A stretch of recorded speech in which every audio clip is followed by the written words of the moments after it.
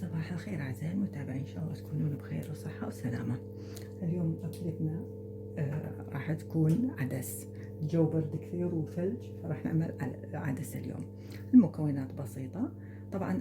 العدس حسب أنت عدد أفراد الأسرة، بس هي كمقدار أنا هون خليت كوب ونص عدس. تحتاج إلى جزرة، بصلتين، بطاطا 3، إذا كانوا أكبر يعني أكبر من هذا الحجم يكفون 2. بالنسبة عندي ثوم 3 فصوص ثوم. البهارات اللي أستخدمها عندي الكاري، الفلفل، الكركم، عندي الملح. هذه المكونات اللي راح أستخدمها.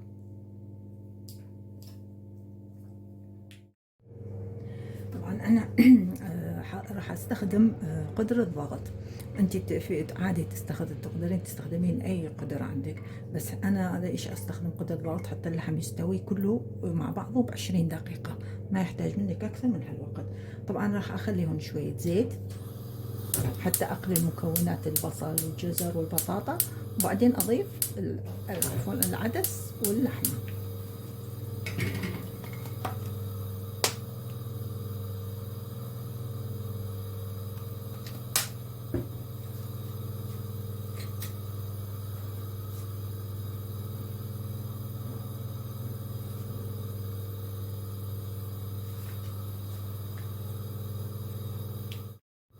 طبعا مجرد أن يسخن الزيت راح أخلي البصل.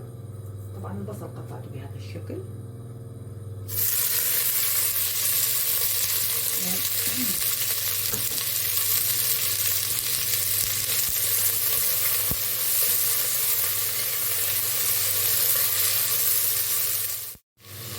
طبعا هون بعد ما خليت البصل ينسوي شوي راح أخلي أيضا الثوم وباقي المكونات، الجزر والبصل، عفوا الجزر والبطاطا. طبعا أنا عملته بهذا، إذا بتسألون ليش كبير هالشكل، لأن أنا راح كله أطحنه بعدين بالهاند بلندر أو تبعت محافظة الطعام، فكله راح يصير ناعم. هذا الثوم 3 فص ثوم،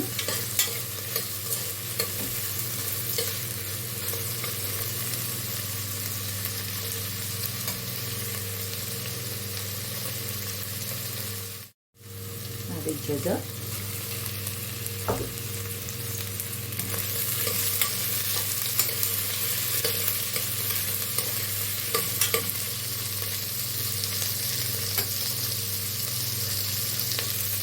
والبطاطا.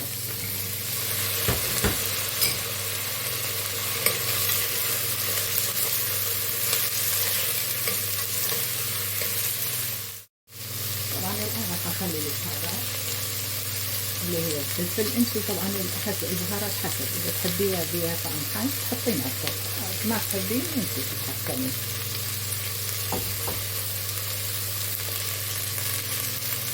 فلفل، هذا الكاري،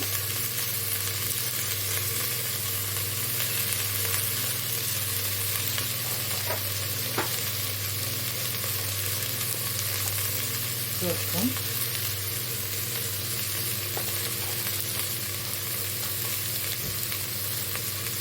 ريحة البهارات طلعت وايد. وانتي تقدرين يعني تشوفين تتحكمين. ايوه اذا يحتاج اكثر من دقيقة يعني بقية مكونات تقدرين تضيفين. طبعا انا العدس نظفته وغسلته وراح اضيفه واضيف ماء.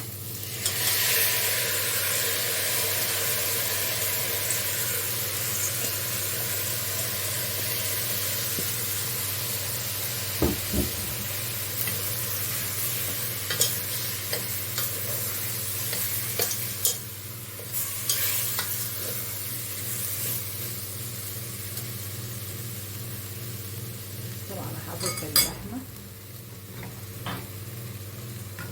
خلي الماء عليها.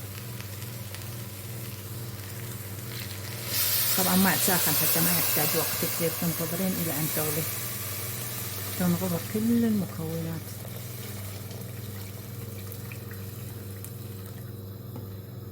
راح احتاج بعد، راح اخلي يعني اضافة اخرى من الماء.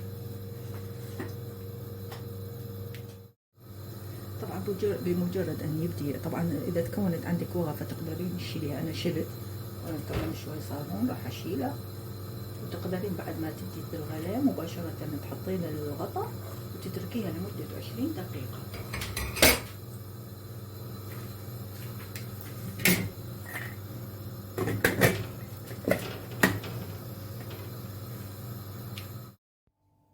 طبعا عفوا بعد 20 دقيقة شلت اللحم من هون وراح أعمله بالميكس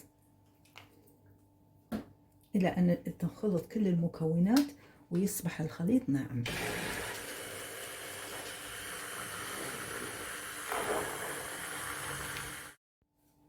طبعا مثل ما تلاحظون أعزائي المتابعين كيف صار القوام ناعم وما بأي شيء. طبعا راح أرجع اللحمة وأضيف ملح لأن ما ضفت ملح وأذوق، وإذا يحتاج أي شيء من نوع البهارات اللي خليتوها أقدر أضيف، أنت تقدرين تتحكمين. راح أخليها على النار كمان شوية، حابة تكون شوية بعد مسبكة أكثر.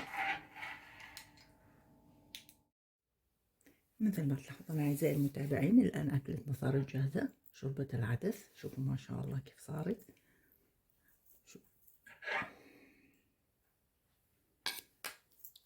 لاحظوا القوام ما شاء الله والريحة. بس راح نجرب وندوق ونشوف. طبعا اللحمة مستوية كمان.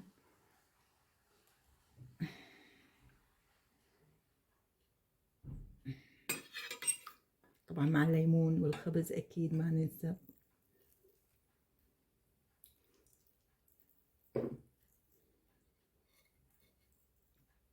بسم الله. طعم يعني ما شاء الله كثير كثير طيبة بهذا الجو البارد. ما إلك إلا شوربة العدس. إذا حبيتوا أكلاتي ووصفاتي يا ريت تدعموا القناة وتفعلوا الجرس مشان يوصلكم كل شيء جديد. وأشوفكم بخير وصحة وسلامة دائما إن شاء الله. سلام.